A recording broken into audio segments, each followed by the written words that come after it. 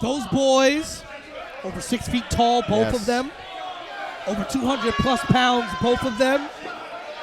Three times H20 Tag Team Champions and participated in a Tag Team Deathmatch tournament. And speaking of tournaments, Chris Bradley's about to be in ICW's Battle of the Tough Guys. Just to put the fact that he's huge even more.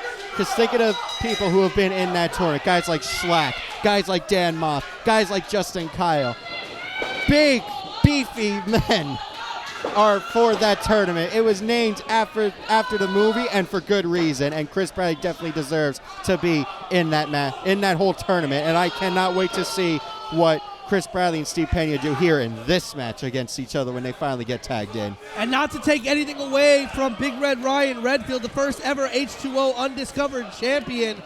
This young man, only 3 years into the business, and all three of them, Bradley, Ross, and Redfield, all of them less than 5 years in. And that's the scary thing about all three of them. That is always the scariest thing about guys who are just 5 or less than 5 years in, and they are doing so much. Like Marcus Mathers, we'll see later on tonight. Yesterday was his 3-year anniversary. Yep. And you want to talk about guys that are less than 5 years in, you just saw what Anthony Gamble did. Yes.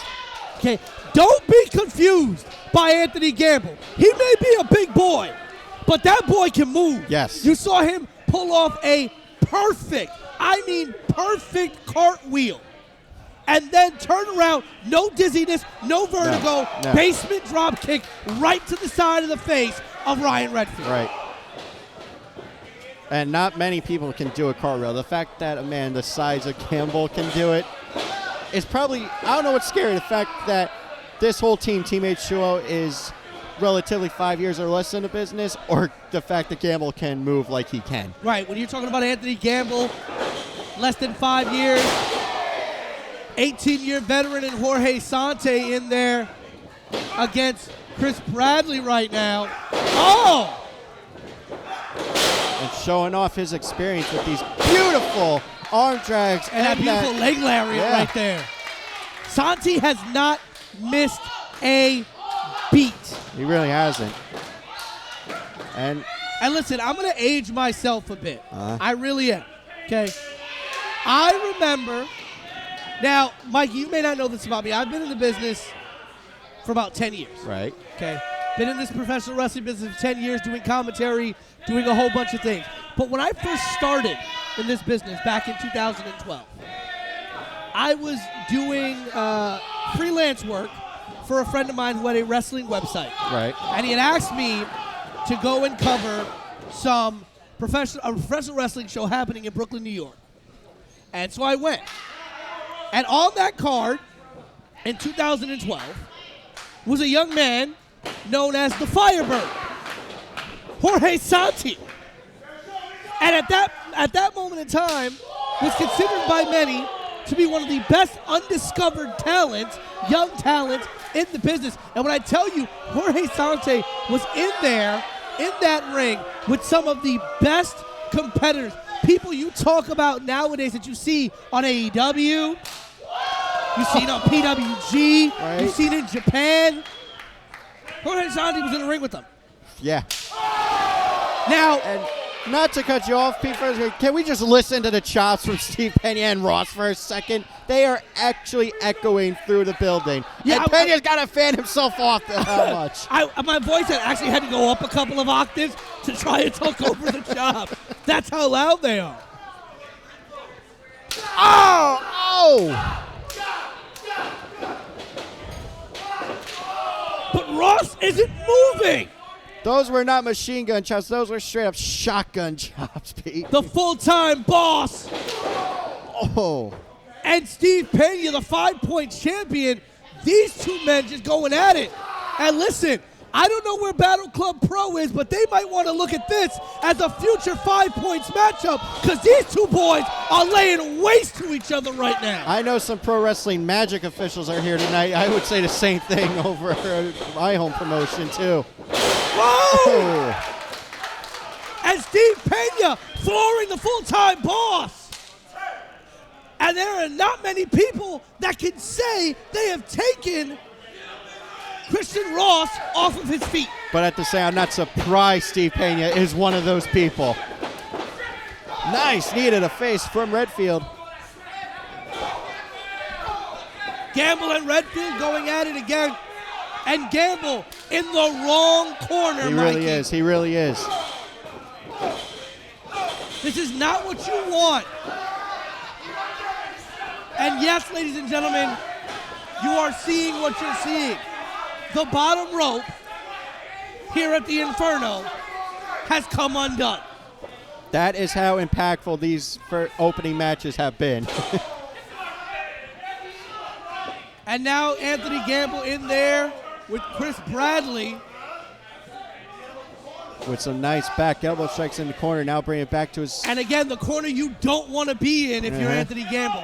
You are surrounded by three very big, very talented, and very vicious men. But Gamble fighting back. And that's the problem of being in that corner. And I was going to say, Team H20 doing a very smart thing by tagging in and out, like quick succession of attacks, keeping everyone fresh. Right. And keeping the 3-on-1 attack on Gamble going. That's very smart here in a 6-man tag environment. Redfield looking for these big lariats here on Gamble. Gamble now trying to fight back. Oh! And Vicious slap. Gamble's feeling every single one, but he's so big. That's why it doesn't look like it's registering. But believe me, it fully is. And that's what I'm talking about. Big shoulder block by Redfield. And again, there are not many people that easily take Anthony Gamble off of his feet like that. But same point I said earlier, Redfield, I'm not surprised is one of those people either. And now... No way. Redfield got him up, though. He did. Gamble the tag to Santi. Santi taking out Redfield. If Gamble had just a few more cobwebs in his head, he probably would have delivered that power slam just then. Yes. And nice up and over, but Redfield seeing it coming. And a beautiful belly back suplex. Redfield scouted that. Santi went up and over, but no one was there. Redfield lying in wait for that with that suplex. That's a smart way to go about it. And now for a side headlock. Tagging in Chris Bradley does Redfield. 2-on-1 kick to the midsection for Chris Bradley. And that's why I brought this point up earlier. Quick succession tags, keeping everyone fresh. And that move right there is why they are 3-time H20 Tag Team Champions and a Black Hole Slam. By the full-time boss. That big boss man slam by the full-time boss, Christian Ross, but not enough to close the door on the 18-year veteran, Jorge Santi. The Fallout Shelter is going to need to find another gear if they want to beat these three young men are coming in hungry. Yes. They're coming in looking to make their name on these three individuals from the Fallout Shelter. And what a victory it would be if Team H20 on 24 hours notice is able to take out Team Fallout Shelter, who had been preparing for completely different opponents for months. You said Santi's got an 18-year experience edge. Think of the connections he's had. You said he's wrestled guys who are now in AEW, PWG, WWE, New Japan. You name it, he probably knows someone. Think of the connections he has. If Team H20 can impress him in this match, think of where they're going to go in just a few short years' And you time. know their trainer, the bulldozer Matt Tremont, watching from the back. Definitely taking mental notes. You do not want to be taking the long ride back to H20 if you took the L in this match. Exactly. But at the same time, it's still 24 hours notice, Pete. So give and take in that scenario. But yeah, they want to give out a lot of punishment and take home a victory back to H20. Exactly. Beautiful spine on the pine, 2 count only. And when you also talk about, when you think about it, Anthony Gamble is really the only member of Team Fallout that was a trainee and a student of the Fallout Shelter. Jorge Santi, one of the head coaches there, as is Steve Pena, also the 5 Points champion at Battle Club Pro. really the only student / trainee is the head coach, the captain, Anthony Gamble. All 3 of members of Team H2O are trainees and students of H2O. Not only does what they're doing in this match of Team Fallout go a long way in talking about the level of training and the level of acumen you get as a trainee at the H2O training facility, but now imagine if these 3 young trainees take home this victory today against essentially 2 established veterans and a young man who, in Anthony Gamble, is fast rising as a star. Oh, yeah. He may not have found his spark yet, and that's the key Right. word there, yet. Right. But he will find it sooner or later. And when he does, straight to the moon, Pete, straight to the moon. Santi fighting off all 3 members of Team H2O at the big tag to the 5 Points champion, Steve Pena. Redfield going for a lariat there. Pena just straight up said, no, I'm kicking your arm away. Oh. And a beautiful chop taking down Redfield. Listen, and Pena, no stranger to working trios matches and tag team matches. A member of Hispanos Unidos Yes, he is. at Pro Wrestling Magic. Obviously has wrestled with Team Fallout before in multi-person matches. Oh my God! Jackhammer Falcon Arrow Come combination move only gets a 2 count. And, that jackhammer Falcon Arrow, very innovative on the part of Steve Pena. But like we said earlier, PJ Savage, if Pena had left his feet, he might have gotten the win there. Just to add that extra height on the fall. Hold on. Went for a double clothesline. Oh! Went for a double clothesline on Ross and Bradley. Only got Bradley. Ross tried to get up with that choke slam. Pena getting out of it. And now Redfield going for the pin. Dude, broken up by side. And you got to think, if Ross was a legal man, that probably would have been a knockout victory for Team H2O. Yes. Because I haven't seen him really move except when the ring was bouncing from the impact. He's starting to stir a little bit, but that's after getting some breaths of fresh air. Bradley on Santi. Oh! Execution, impaler DDT, whatever you want to call Big it. Very effective. Oh! Spiked him. That's what he did. Spear! Violent spear by the big-time boss. Probably the biggest spear I've seen. Tonight. Right. Gamble with that pop-up Samoan drop. And now everyone's out. Team Oh, no. H2O. Gamble. Bradley and Ross out here with The Santi. gears are turning! Suicide dive! And look at what Gamble did. Gamble utilized the fact that bottom rope created a lot more separation and pinballed his way outside the bottom. He did the smart thing. Oh, hold on. Pena rolled through. Regal stretch. Regal stretch. Redfield. He's got Stretching nowhere to head. Redfield. He taps.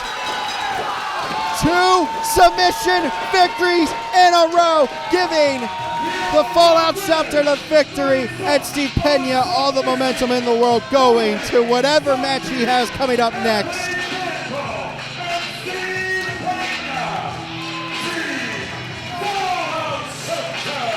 What a victory for Team Fallout Shelter. Jorge Santi had Bradley and Ross out here on the outside. Anthony Gamble with a pinball dive to the outside, taking out Bradley and Ross, taking out the 2 big guys in the matchup, leaving Pena and Redfield alone in the ring, and that stretch reversal submission got that big victory from Steve Pena in the Fallout Shelter. The only man that booed Fallout. You thought you were gonna lose? What the fuck did happen at Fallout? We train players out here.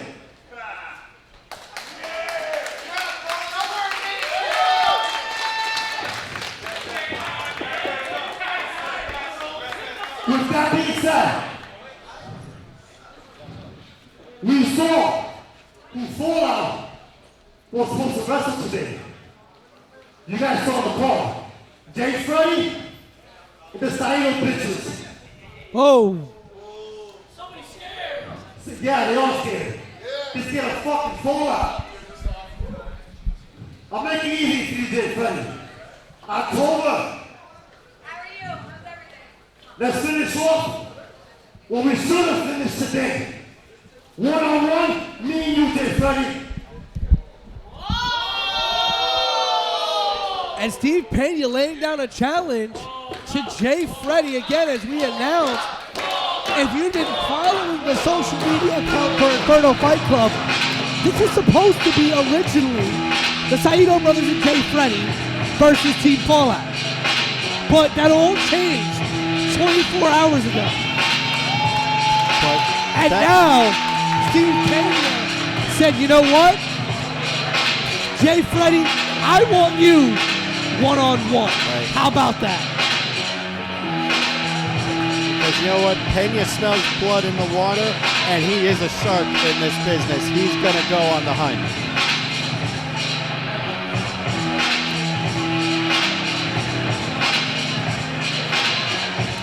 And that blood may be the blood of Team H20 as Team Fallout fells the dragon.